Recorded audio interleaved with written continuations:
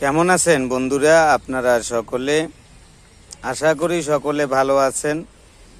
সকল জাতির প্রতি আন্তরিক শুভেচ্ছা এবং ভালোবাসা।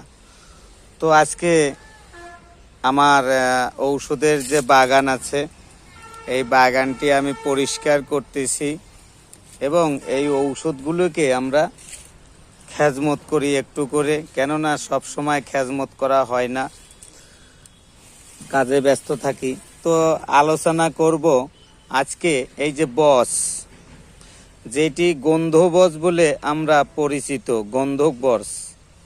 তো এই গন্ধক বসটির কাজ মেলাগুলো, যতগুলো বলে শেষ করা মুশকিল আছে, এতগুলো কাম হয় এই গন্ধক বসের গাছের।